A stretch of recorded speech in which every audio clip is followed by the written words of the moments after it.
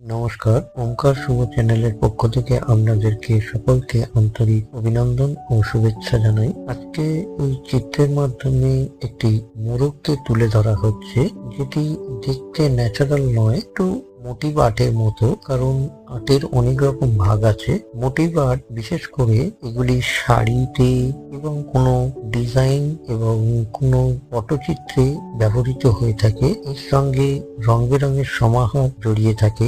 আর মোরগের গায়ে বিভিন্ন রঙের সমাহার থাকে, কারণ এদের পুচ্ছের ডিজাইনটাই সব থেকে উন্নত মানের এবং অদ্ভুত এক রঙের সমাহার দেখা যায়। এই জন্যে মোরগকে স্ত্রী জাতি না হলেও পুরুষ জাতির মধ্যেও, যেমন ময়ূরের পুচ্ছে যেমন দেখতে সুন্দর, তেমনি মোরগের ক্ষেত্রেও এই পুচ্ছই তাকে সৌন্দর্য বানিয়েছে।